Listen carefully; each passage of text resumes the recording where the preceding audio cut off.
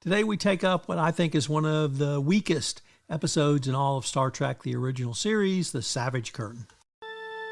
Compliance, the final frontier. Tom Fox is the voyager of trekking through compliance. His mission?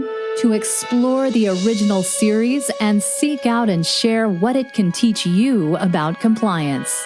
Here's your host, Tom Fox.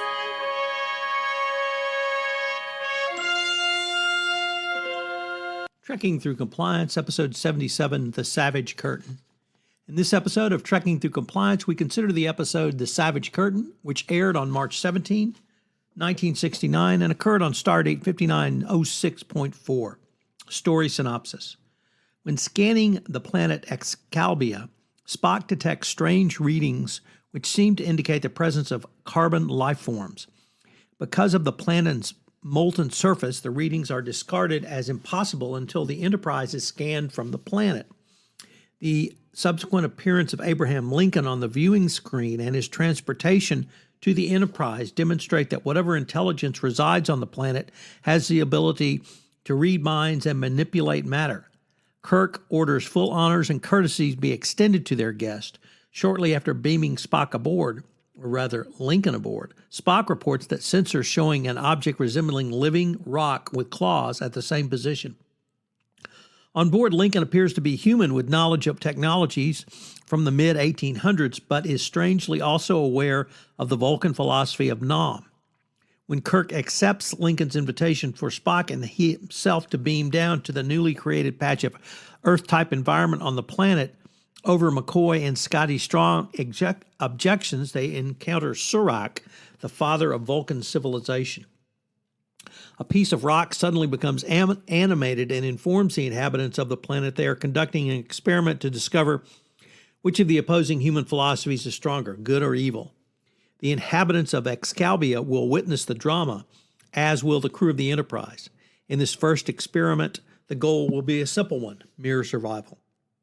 To carry out their experiment, the rock creatures pit Lincoln, Surak, Kirk, and Spock, whose phasers and tricorders failed to beam down with them, against Genghis Khan, Colonel Green, who led a genocidal war in the early 21st century, Zora, who experimented with the body chemistry of subject tribes on Tiburon, and Kahless the Klingon, who set the pattern for the Klingon Empire's tyrannies in a battle to the death. Colonel Green begins the conflict by pretending to call a truce with Kirk while his associates prepare to attack. However, after fending off the attack, Kirk does not wish to begin hostilities.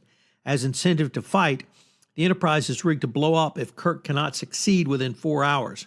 Kirk begins making tactics, and Lincoln compares his leadership qualities to those of Ulysses S. Grant.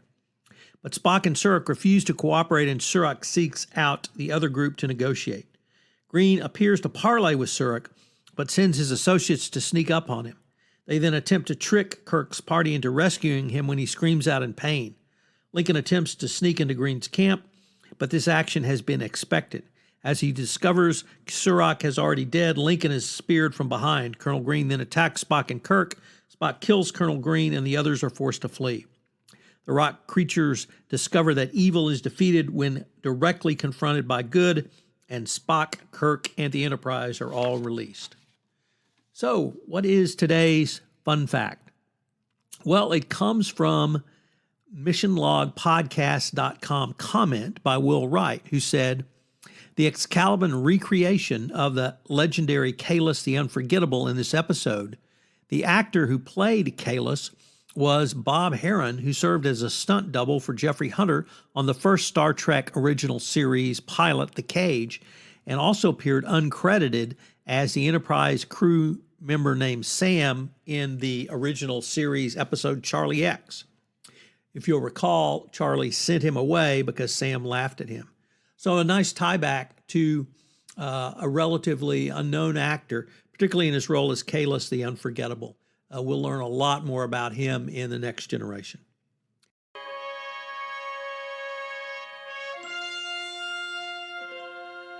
There are lots of continuity issues in this episode.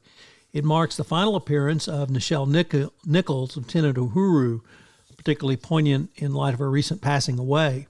As a result, this is the final episode of this series to feature the entire ensemble cast of Captain Kirk, Commander Spock, Dr. McCoy, Lieutenant Commander Montgomery Scott, Lieutenant Uhura, Lieutenant Sulu, and Chekhov.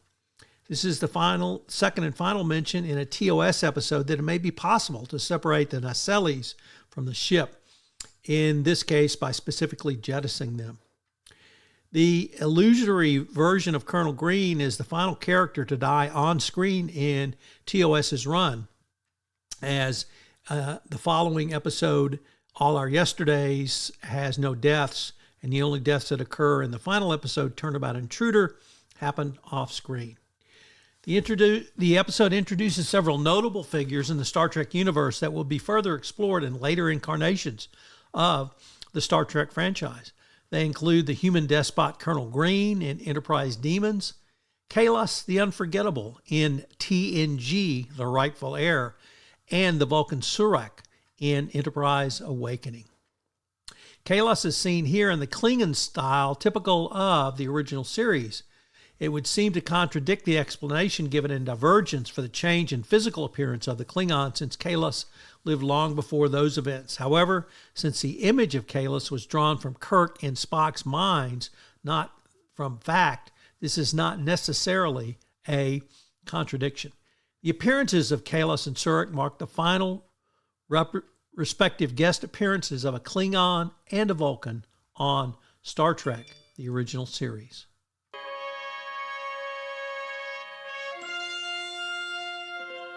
I'd like to use this episode to take a look at some of the due diligence lessons where you have a multiverse of ethical dilemmas.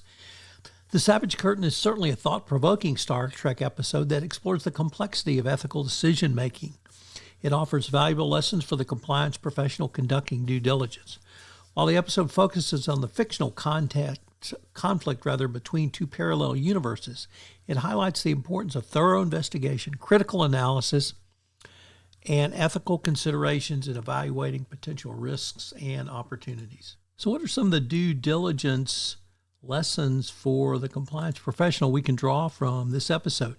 Well, number one, understanding context. Compliance professionals must consider the broader context of potential partnerships, investments, or other business ventures.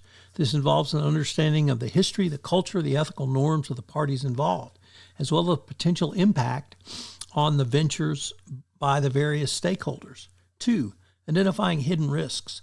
Compliance professionals must be vigilant in identifying hidden risks that may not be immediately apparent.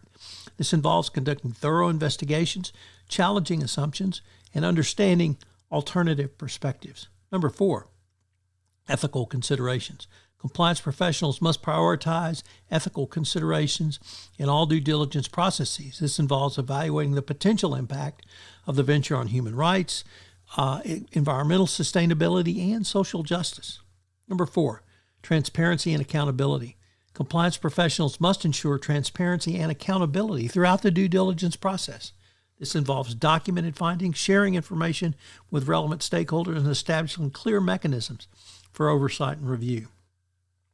The compliance takeaways are that the Savage Curtain reminds us that compliance professionals must conduct due diligence with a keen awareness of the complexities of the business environment they operate, including the ethical dilemmas posed by different cultures, values, and perspectives.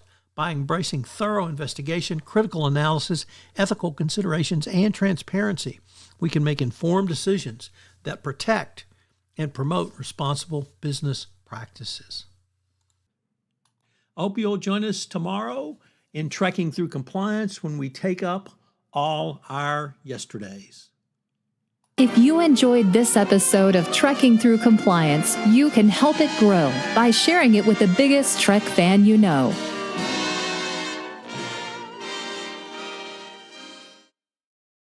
This podcast is a part of the C-Suite Radio Network. For more top business podcasts, visit c-suiteradio.com.